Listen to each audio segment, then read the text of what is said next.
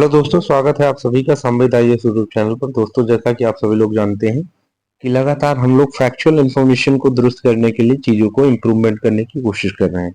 तो आज हम लोग साइंस के फैक्चुअल इंफॉर्मेशन को ध्यान में रखेंगे। सबसे पहले साइंस में हम लोग स्टार्ट करेंगे भौतिक विज्ञान से संबंधित फैक्चुअल इंफॉर्मेशन को। ये जो सेशन होने वाला है, ये आप देखेंगे कि सारे वनडे एग्जामिनेशन के लिए काफी इंपॉर्टेंट साबित हो सकता है। जैसे आपका यूपीएसआई हो गया, यूपी पुलिस हो गया, एसएससी हो गया, एसएससी जीडी हो गया, सीएचएसएल हो गया, एसएससी सीजीएल हो गया। साथ ही साथ अभी जो आप देखेंगे कि यूपी टेट का लगा हुआ है एग्जाम, यूपी सी टेट का लगा हुआ है। तो इस तरीके के एग्जामिनेशन के लिए साइंस से संबंधित जो क्वेश्चन होंगे वो हम लोग पॉइंटर के माध्यम से देखने की कोशिश करेंगे। चलिए यहाँ पर देखते हैं। पहला जो क्वेश्चन हमें दिखाई पड़ता है, वो पहला क्वेश्चन क्या है? भौतिक विज्ञान का मात्रक और इकाई यूनिट का पहला क्वेश्चन है। शक्ति का मात्रक क्या है? तो आप देखेंगे शक्ति का मात्रक हमें वॉट दिखाई पड़ता है। शक्ति का मात्रक हमें क्या दिखाई पड़ता है? शक्ति का मात्रक हमें वॉट दिखाई पड़ता है। ठीक है, तो यहाँ पर आप सभी लोगों से अगर पूछा जाए शक्ति का मात्रक क्या दिखाई पड़ेगा? वॉट दिखाई पड़ेगा। ठीक, वही अगर आपसे पूछा जाए कि जो है, आपसे पूछा जाए कि भाई ये बताएं कि बल का मात्रक क्या है, तो बल का मात्रक न्यूटन हो जाएगा। वहीं अगर कार्य का मात्रक पूछा जाए तो जूल हो जाएगा। चालक की वैद्युत प्रतिरोधकता की इकाई ओम मीटर में हो जाएगी। प्रकाश वर्ष इकाई अगर देखा जाए तो वो कितने में आ जाएगी? आप देखेंगे प्रकाश वर्ष इकाई की बात करें तो प्रकाश वर्ष इकाई जो है वो आपकी दिखाई पड़ेगी किसमें? दूरी की माप के लिए। आपको पता है कि प्रकाश वर्ष है, प्रकाश वर्ष जो है वो दूरी जो प्रकाश एक वर्ष में तय करता है उसको प्रकाश वर्ष कहते हैं। एक पार्श्विक तारों संबंधी दूरियां मापने का मात्रक है बराबर होता है 3.25 प्रकाश वर्ष के। पार्श्विक का मात्रक क्या है? दूरी का। माप की अगर चर्चा करें हम लोग कि भाई माप जो है, माप की इकाई की बात करें तो जिसे 0.39 से गुणा करने पर सेंटीमीटर प्राप्त होता है। ठीक है, 6 फीट लंबे व्यक्ति की ऊंचाई नैनोमीटर में देखें 183 गुणे 10⁻7 मीटर हो जाएगा। वहीं अगर 1 नैनोमीटर की चर्चा करें कि 1 नैनोमीटर जो है वो कितने सेंटीमीटर बराबर होता है, तो 1 नैनोमीटर में आपको पता है 10⁻⁻9 होता है। इसमें सेंटीमीटर की चर्चा की गई तो आप कैसे करेंगे इसको? अगर आपसे सेंटीमीटर पूछा गया है तो आप सभी लोग कैसे करेंगे इसको? यहाँ पर आपको ध्यान में क्या रखना है? ध्यान में रखना है कि यहाँ पर पूछा गया है सेंटीमीटर, तो 10 की पावर कितना होता है? -9 होता है। ठीक है, 10 की पावर कितना होता है? -9। और ऐसे कंडीशन में हम लोग क्या करेंगे? सेंटीमीटर की चर्चा करेंगे तो आपको पता है कि 10 की पावर 2 यहाँ पर सेंटीमीटर होता है 1 मीटर में। ठीक है, तो ये अगर हम लोग करेंगे तो कितना आ जाएगा? यहाँ पर 10 की पावर -7 cm हो जाएगा। ठीक, ये चीज आपको ध्यान में रखना है। अब यहाँ पर देखिए और कुछ बातें पूछी गई हैं कि 1 एम्पियर की इकाई किसकी? विद्युत धारा मापने की। मेगावाट बिजली के नापने की इकाई है जो उत्पादित की जाती है। ठीक है, मेगावाट किसकी? बिजली मापने की इकाई। भौतिक राशियां दी गई है और इनकी इकाई दी गई है। त्वरण की इकाई क्या है? मीटर पर सेकंड। त्वरण क्या होता है? वेग में परिवर्तन कर दिया जाता है तो उसी को त्वरण कहते हैं। बल का न्यूटन होता है। बल एफ बराबर क्या होता है? एम में द्रव्यमान गुणे त्वरण होता है। ठीक है, अगर वहीं बल की चर्चा करें कि बल, ये जो हमने अभी एम की बात की है, एफ की बात की है, वो एफ इज इक्वल टू क्या होता है? न्यूटन का सेकंड नियम एम में हो जाता है। ठीक है, कृत कार्य की चर्चा करें कि कार्य जूल इसकी इकाई होती है। आवेग की न्यूटन सेकंड होती है। द्रव्यमान की किलोग्राम। दाब की पास्कल। वॉट की क्या होती है? शक्ति होती है इकाई। ठीक है, कितने वाट का बल्ब होता है? किसी पाउस की क्षमता नापने के लिए वॉट। नॉट क्या होता है? समुद्री जहाज की गति। नॉटिकल मील की चर्चा करें तो नौ संचालन में प्रयुक्त दूरी की इकाई है कैलोरी। उष्मा की। ठीक है, जूल जो है वो कार्य की है। एम्पियर धारा की। वॉट सामर्थ्य की। वोल्ट विभवांतर की है। ठीक, तो इतना ध्यान में आपको रखना है। तो अभी हमने चर्चा की है उसकी। अब दूसरे पेज में हम लोग देखते हैं नॉट जो है वो जहाज की चाल की माप होती है। ठीक है, आपने यहाँ पर देखा किसकी चर्चा हम लोग कर रहे हैं? नॉट की चर्चा कर रहे हैं। ये जहाज की चाल की माप होती है। ठीक है, जैसे मान लीजिए हवाई जहाज चल रहा है आसमान में, तो उसकी उसको जो मेजरमेंट करते हैं वो नॉट से करते हैं। एंगस्ट्रॉम आपको पता है, दो तरंगों के बीच की दूरी। जैसे मान लीजिए ये तरंग है, इसके बीच की दूरी को एंगस्ट्रॉम से हम लोग जो है मापते हैं।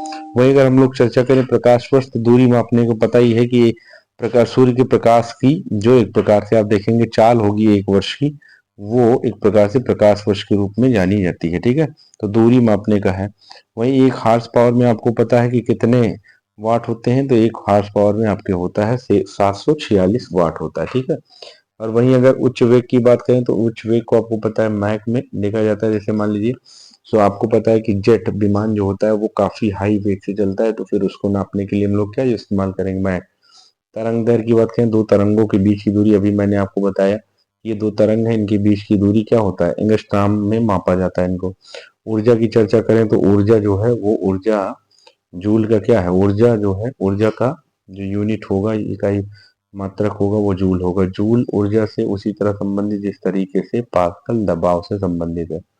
एक माइक्रोन किसके बराबर होता है, 1/1000 मिलीलीटर के। ठीक है, एक माइक्रोन प्रदर्शित क्या करता है, 10⁻⁻⁴ सेंटीमीटर को। डेसिबल की बात करें तो आपको पता है ध्वनि की प्रबलता की इकाई है। अश्व आपको पता है कि शक्ति की इकाई है। सेल्सियस तापमान की इकाई है। Calorie kilo calorie kilo joule. Watt में से ऊष्मा की इकाई कौन सा नहीं है, तो आपको पता है ऊष्मा की इकाई कौन सा नहीं है, वाट नहीं है। 1 किलोमीटर दूरी का तात्पर्य क्या है, 1000 मीटर से। 1 पिकोग्राम 10⁻⁻12। अगर पीको बोला है तो 12 होगा, माइक्रो बोला है तो 6 होगा। परिस्थिति दबाव की बात करें तो बार में 1 किलोग्राम प्रति सेंटीमीटर स्क्वायर दाब समतुल्य है 1 बार के। ऐसे क्वेश्चन भी कई बार पूछे गए हैं कि भाई ये बताइए कि ये किसके समतुल्य है। तेल का एक बैरल जो है, एक बैरल क्या होता है, जैसे बैरल आपको पता है ये टैंक है, ये मान लीजिए टैंकर है, ये क्या है, ये टैंकर है, इसमें कितना आएगा, 159 लीटर। 159 लीटर अगर आ रहा है तो वो समझ लीजिए आपके बैरल के बराबर है, एक बैरल के बराबर। ठीक है, चलिए और आगे देखिए। यहाँ पर तेल हो गया। लंबाई की न्यूनतम इकाई कितनी है, लंबाई की न्यूनतम इकाई आपका फर्मी मीटर दिखाई पड़ता है।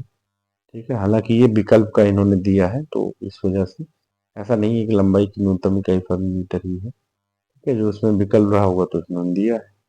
यहाँ क्यूसेक की बात करते हैं कि क्यूसेक क्या है भाई, प्रवाह की दर। मान लीजिए कहीं नदी का, आपने देखा होगा कि नदी जल विवाद में कई बार ऐसा होता है कि कितना क्यूसेक पानी आप छोड़ रहे हैं। ठीक है, तो वो उससे प्रवाह की दर देखा जाता है। बाइट क्या हो, कंप्यूटर की यूनिट आपको पता ही है कि बाइट होता है, बिट होता है, 8 बिट होता है, 1024 बाइट ऐसे करके होते हैं। तो कंप्यूटर संबंधित रिएक्टर, रिक्टर क्या होता है, भूकंप की अगर इंटेंसिटी हमें देखनी हो, तीव्रता, तो रिक्टर स्केल।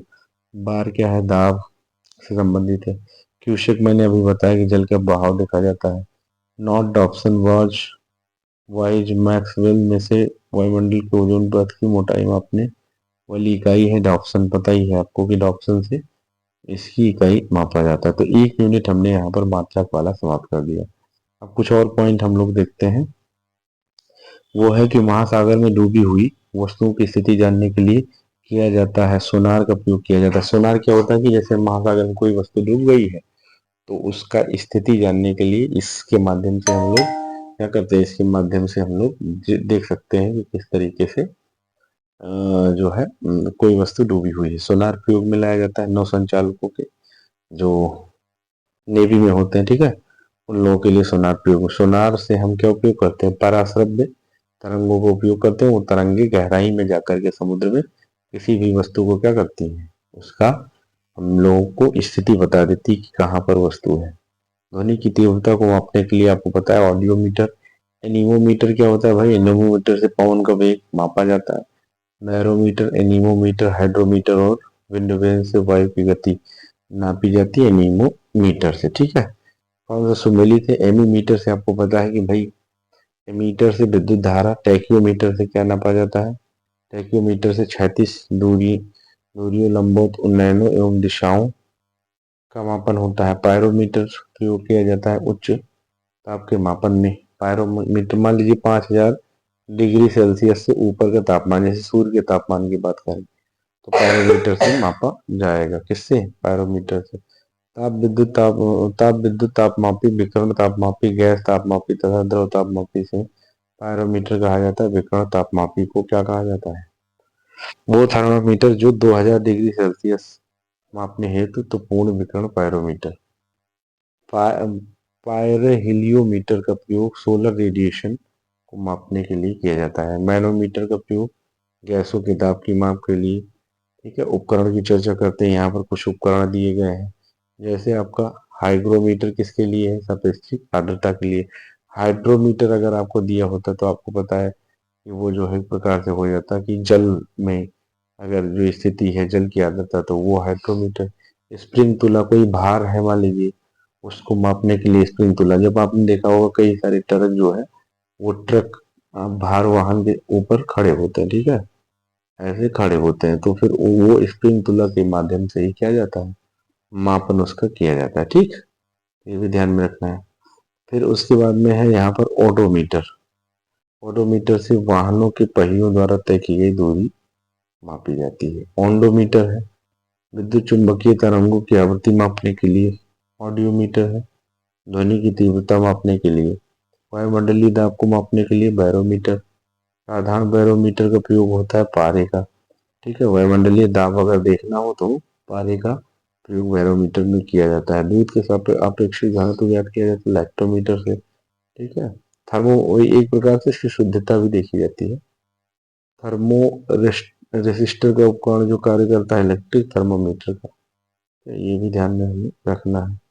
एक और चैप्टर में ही हम लोग एंट्री करते हैं, यही चैप्टर है अभी, इसमें कुछ क्वेश्चन है, जैसे स्टेथोस्कोप है, ये आपसे पूछ लिया जाएगा। तो हृदय की ध्वनि सुनने के लिए स्टेथोस्कोप।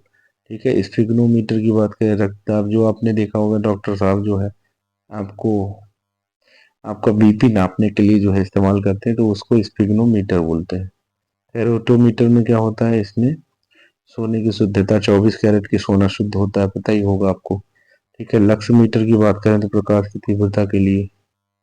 वहीं अगर देखें रक्तदाब, रक्तदाब के लिए बताए स्फिग्नोमीटर। रडार का उपयोग रेडियो तरंगों द्वारा वस्तुओं की स्थिति ज्ञात करने के लिए। हिमनदी की चाल, जनसंख्या वृद्धि, भूकंप की तीव्रता, पृथ्वी के अंदर तापमान में से रिक्टर पैमाने में नापी जाती भूकंप की तीव्रता। रिक्टर पैमाना किसके लिए, भूकंपीय लहरों के लिए। सेल्सियस ताप के लिए। किलोवाट आवर जो है विद्युत के लिए। आर एच गुणक रक्त के लिए। आर एच फैक्टर पता ही होगा आपको। रिक्टर पैमाना भूकंप के लिए। भूकंप मापी यंत्र सिस्मोग्राफ होता है। सिस्मोग्राफ आपको पता है भूचाल से संबंधित। भूकंप सिस्मोग्राफ। ऊंचाई जो है अल्टीमीटर। प्रतिरोध ओम। फायदोमीटर जो है समुद्र की गहराई। बैरोमीटर वायुमंडलीय दबाव। अल्टीमीटर ऊंचाई। फायदोमीटर समुद्र की गहराई नापने में फायदोमीटर। सिस्मोग्राफ भूकंप। बैरोमीटर वायुमंडलीय दबाव। ठीक है, ये ध्यान में रखना। एक दो पॉइंट और है, मैनोमीटर जो है वो दाब के लिए होता है। कार्बोरेटर आपको पता है आंतरिक दहन इंजन होता है, मोटरसाइकिल में लगा होता है। ठीक है, तो एक जो क्वेश्चन आएगा आपका मैनोमीटर का, तो वो दाब से संबंधित है। कार्डियोमीटर हृदय गति से संबंधित। सिस्मोग्राफ आपको पता है भूकंपीय तरंगों की तीव्रता। फोनोमीटर का उपयोग करें तो ध्वनि की तीव्रता एवं स्पंदन आवृत्ति के मापन से। झूठ को पता लगाने वाला जो यंत्र है वो पॉलीग्राफ का हमें दिखाई पड़ता है। पॉलीग्राफ टेस्ट भी होता है। ठीक है, झूठ, मान लीजिए कोई केस चल रहा है, तो उसमें आप सही बोल रहे हैं झूठ बोल रहे हैं, तो हालांकि कोर्ट की परमिशन से ही होता है, कोर्ट परमिशन देगा तो फिर पॉलीग्राफ टेस्ट किया जा सकता है। ठीक है, तो चलिए 2 यूनिट आज हमने इंड किया है। पहला यूनिट जो हमें दिखाई पड़ा वो कौन सा था, पहला यूनिट हमें मात्रक और इकाई का, दूसरा यूनिट मापक यंत्र एवं पैमाने का, तीसरा यूनिट यांत्रिकी कल हम लोग साइंस में कंप्लीट करेंगे। चलिए ध्यान रखिएगा अपना, बहुत बहुत धन्यवाद।